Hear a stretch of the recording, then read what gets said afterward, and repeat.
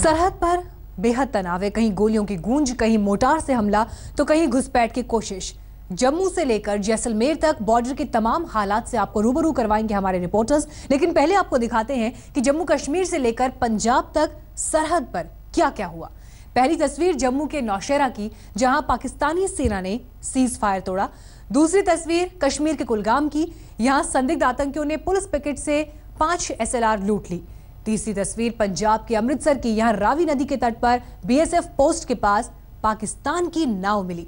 और चौथी तस्वीर कारगिल की है, यहां गृहमंत्री राजनाथ सिंह ने वॉर मेमोरियल में शहीदों को श्रद्धांजलि दी और जवानों का हौसला बढ़ाया।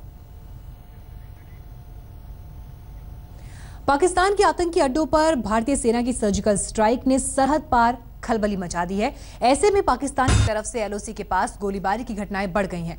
बॉर्डर के पास वाले गांव में रात भर गोलियों की गूंज सुनाई देती है। अखनूर में LOC के ठीक सामने से देखिए श्वेता सिंह की यह खास रिपोर्ट।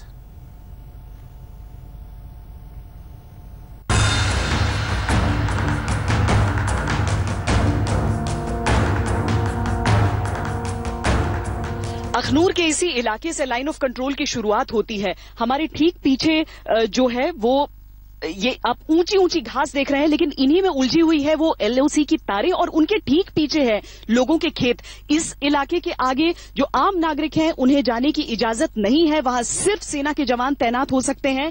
लेकिन लोगों को कष्ट ये है कि जब उनके खेत उधर हैं, उनके जानवर उधर घास चरने जाते हैं, तो अब वो क्या करें।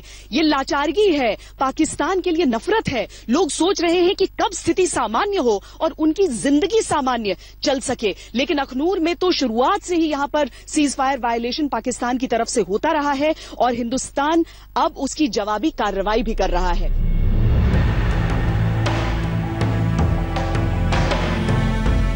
कठुआ से लेकर अखनूर तक LOC से सटे 20,000 से ज्यादा गांव इस खौफ में हैं कि न जाने कब सीमा पार से फायरिंग शुरू हो जाए। LOC से सटे इन गांवों का हाल जानने के लिए आज तक की टीम अखनूर के छपरियाल गांव पहुंची, जहां 2 दिन से पाकिस्तान की ओर से गोलियां चल रही हैं। प्रशासन की तरफ से यह आदेश है कि सभी स्कूलों पर को बंद रखा जाए, ताले इसी तरीके के जड़े हुए हैं क्योंकि लगातार 2 दिन हो गए जब फायरिंग चल रही है बॉर्डर के दोनों ओर से। और पूरी जो गलियां हैं यहां पर हर गली में सन्नाटा है। लोग घरों को बंद कर करके रिलीफ कैंप की तरफ गए हैं। कुछ लोग दिन में लौटते हैं क्योंकि उनके खेत यहां पर हैं, उनका कामकाज यहां पर है, लेकिन रात के सन्नाटे में वो वापस लौट जाते हैं। गांव में सन्नाटा पसरा हुआ है। इक्के दुक्के लोग ही दिखाई पड़ते हैं, जो दिखते हैं उनकी आंखों में डर दिखता है। बच्चे हैं जो मतलब जिनके रिश्तेदार दूर दूर रहते हैं, जम्मू जैसे अखनूर हो गया, उधर चले गए हैं। छोटे छोटे बच्चे हैं ना, फिर क्या करें। बॉर्डर पे 2 दिन लगातार फायरिंग हुई है यहाँ पे, रात में हो रही थी। तो आपको डर नहीं लगता है कि फिर रात में होगा कुछ? क्या करें, उधर चल जाते हैं ऊपर। हाँ, तो दिन के टाइम घर पे आ जाते हैं। हाँ, क्या करें, गायें रखी है नहीं, दूध भी निकालना पड़ता है, क्या करें फिर। हम जैसे जैसे गांव के अंदर जा रहे थे, वैसे वैसे गांव के सूरते हाल हमारे सामने आते जा रहे थे। नवरात्र के दिनों में सूने पड़े मंदिर को देखकर हालात का पता चलता है। अखनूर सेक्टर में जितने भी बॉर्डर के गांव हैं, सब आखिरी गांव में हम जाकर देखने की कोशिश कर रहे हैं कि क्या वहां पर चल रहा है, क्या लोग हैं। इसीलिए हम एक मंदिर में पहुंचे हैं, क्योंकि नवरात्र का वक्त है और यहां पर जगराता आम है, लेकिन फिर भी मंदिर जो है वो सूने पड़े हैं। यहां तक कि हमें पुजारी भी नहीं मिल रहे हैं। और भी हम कई मंदिरों में गए थे, हर जगह आलम यही नजर आ रहा है। लोग यहां से निकल कर गए हैं और त्योहार के वक्त भी वो खुशियां नहीं मना पा रहे हैं पाकिस्तान के उस पाखंड की वजह से। LOC से सटे छपरियाल गांव में हमें कुछ महिलाएं मिली। हमने उनसे बात की तो उनकी बातों से LOC पर बसे गांव में रहने का मतलब समझ आया। बहुत परेशानी है, रात को पूरी रात ऐसे बैठे रहते हैं, दिन को नींद लगती है। पशु भी रखे हैं, फिर घास बनाना पड़ता है, दिन को काम करना पड़ता है। ऐसे ही मेरे भाई ऐसे से लेकर ना दुआई वाला उधर खर्चा लेकर लगाया, आम के बूटे लगाए 400 बहुत हमने खर्चा किया। हमें ऐसी परेशानी बहुत है बॉर्डर पर रहने की वजह से। लोगों से बात करने के बाद हम उस रिलीफ कैंप में जाने के लिए निकले, जहां इस गांव के लोग पनाह लिए हुए हैं। बस अड्डे पर पहुंचते ही हमें खाली बसें नजर आईं। इतनी खाली जाती है आपकी रोज?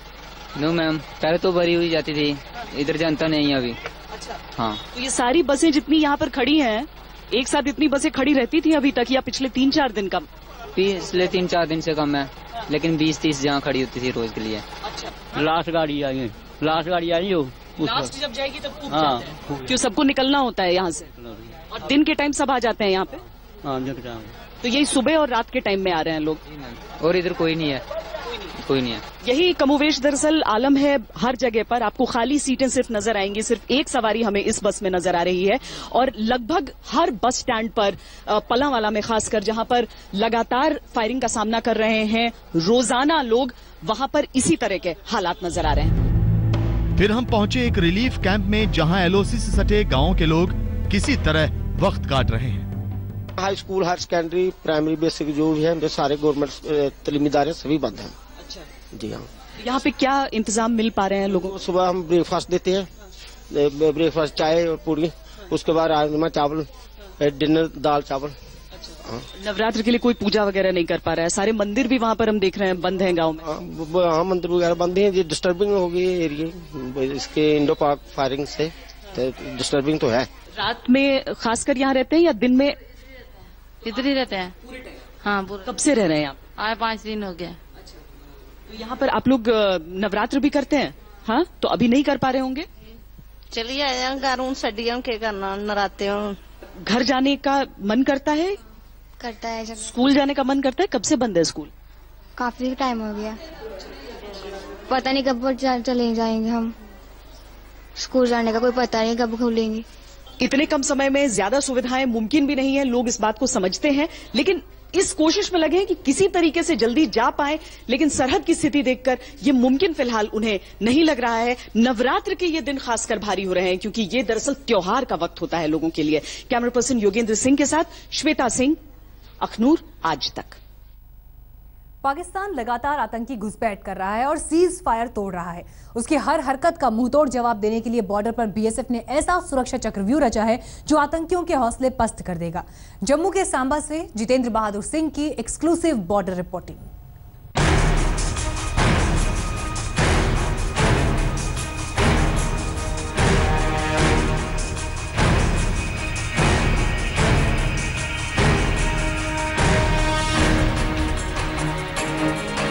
पाकिस्तान से लगते इंटरनेशनल बॉर्डर पर दुश्मन के खिलाफ बीएसएफ के चक्रव्यूह का जायजा लेने के लिए आज तक की टीम पहुंची चकदुल्ला सीमा चौकी। जल, जमीन और जंगल, किसी भी जगह से आतंकवादी छिपकर नहीं भाग सकता। बीएसएफ की ऐसी सुरक्षा व्यवस्था जहां पर अब शुरू हो रहा है ऑपरेशन चक्रव्यूह।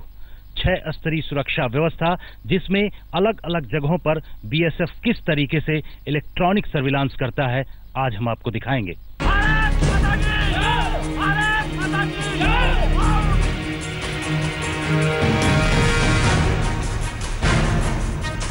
चकदुल्ला सीमा चौकी से निकलकर आज तक की टीम पहुंची बबन नाला, जहां बीएसएफ ने सुरक्षा की ऐसी दीवार खड़ी की हुई है जिसे पार करना घुसपैठियों के लिए नामुमकिन है।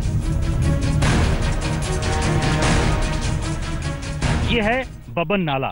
इसके बारे में बताते हैं कि आतंकी घुसपैठ करने के लिए सबसे मुफीद जगह इसको मानते हैं, और यहाँ से उनको अगर अब घुसपैठ करने की कोशिश करेंगे तो बीएसएफ की ये लेजर वाल उनको वहीं पर ढेर कर देगी, खत्म कर देगी।